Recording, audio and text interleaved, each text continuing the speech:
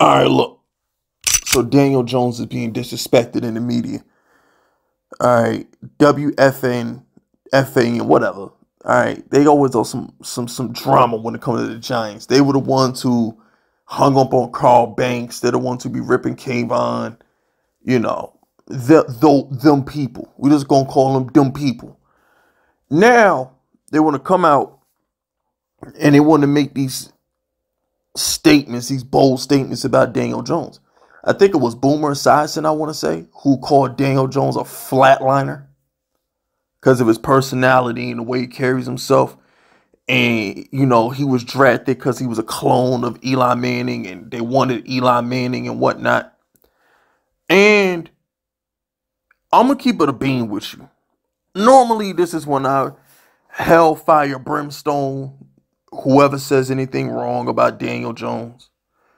But the thing is, he's not wrong. You see, here's the thing.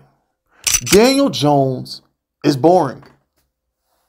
He's like, his personality is like watching paint dry. I'm just going to be honest with you. He's boring as shit.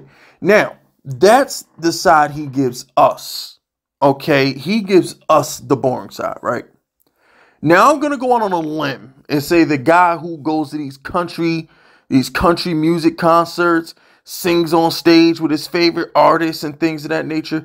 The guy who's always being photoed at clubs with girls. You know, we got the photo of Danny at the bar with the girl. I'm going to go out on a limb and say that Daniel Jones is nowhere near as lame and boring as he appears to be in the media. But on the flip side, I'm not in that locker room. And, you know, you can't fake energy. See, here's the thing with Danny. Here's my problem with Danny. It's not even a problem, but here's the problem with Danny. Danny don't galvanize the team. Danny is when he's healthy. When Daniel Jones is the normal Daniel Jones. I don't know who the hell kidnapped Daniel Jones for the first 6 weeks of the Giants season, but that's not the Daniel Jones I watched play for 4 years in New York. It's not. When Daniel Jones is his regular self, which is the 2022 Daniel Jones who won a road playoff game in Minnesota, when he's on his A game, he's a beast. And you can work around his boring-ass personality when he has 7, 8 fourth quarter game-winning drives in the season. You could work around it. But did you see the difference when Tommy DeVito was the quarterback? Didn't the team just seem just a little bit happier? Didn't the team have a certain swagger, a certain energy, a certain vibe when Tommy DeVito was the quarterback? Am I wrong? You see, here's the thing. When you do the eye test, and as a fan, and I eat, sleep, breathe, and shit this football team for better or worse, it's like a marriage. It's like, yo, through thick and thin, okay? It's like a marriage. It's like I'm married to the Giants, and I got to put up with her shit. I got to put up with the good head. I got to put up with the good pussy, but at the same time, the bitch is crazy. The fucking bitch is crazy, and I got to deal with her mood swings. And I'm cool with that. I love the Giants. This is all I know. All right? But the thing is, the only time I felt the energy about the Giants was Eli Manning in the playoffs and Tommy DeVito. Other than that, we've never had swagger at the quarterback position. You see, the difference between Daniel Jones and Eli Manning is Eli Manning can be boring. Eli Manning can be a cornball in the media because he had 2 Super Bowls. We knew Eli Manning was going to go demon time as soon as the calendar hit January. So we didn't matter how boring and just flat out lame Eli Manning was in the media. Now, granted, the Eli Manning we get on television, we never got that. Every Giants fan will tell you this. We never got that Eli Manning when he was actually playing. When Eli Manning was playing, he was like watching paint dry in the press conference. We didn't get the jokes. We didn't get the rap videos. And we never knew Eli Manning was this fucking funny until he retired. Let's call it what it is. So, Daniel Jones don't got 2 Super Bowls. So, he doesn't inspire any kind of confidence or swagger in the fan base. Whereas you have a guy like Tommy DeVito, with the touchdown celebrations. He's a commercial. I'm like, yo, he brings an energy, a swagger. I feel like just his confidence and presence alone helped the Giants go on that win streak. I'm going to keep it a bean with you. Tommy DeVito, the way he carried himself, the way he galvanized the team, that matters. What do you think Mahomes does? What do you think Aaron Rodgers does? There's a certain swagger your quarterback has to give the team. You take on the personality of your quarterback. You do.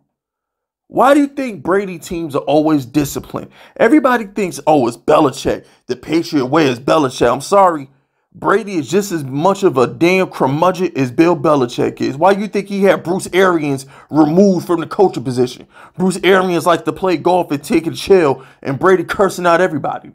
I mean, it was only a matter of time for Brady got rid of Bruce Arians. He loved Belichick coaching style.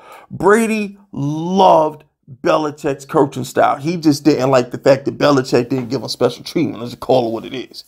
And if I won 6 Super Bowls, I might want some special treatment too. But the thing is with Daniel Jones, of course we're going to get blown out 40-0. Daniel Jones isn't like Patrick Mahomes cursing out the team on the sideline when they drop balls, or cursing out the team on the sideline when they're down by a touchdown.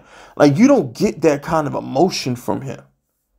You just don't get it, and you need that. If you're not going to be emotional, you have to be Eli Manning. You got to be a silent assassin. You either got to be a cold-blooded killer, or you got to be some kind of swagger. Cam Newton, he brought a swagger to the team, man. When they say he's a flatliner, when Boomer calls Daniel Jones a flatliner, I can't argue with him. Because when you look at your quarterback and he's just there, I mean, that doesn't inspire confidence. In order to be a great leader, in order to, Law 27, in order to create a cult, you have to be able to sell your troops on something. You have to be able to make your troops a promise. You have to be able to deliver that promise. You have to get them to want to play for your cause.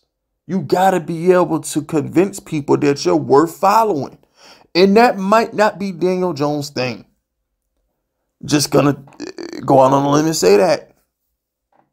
You know, I mean, look, it is what it is.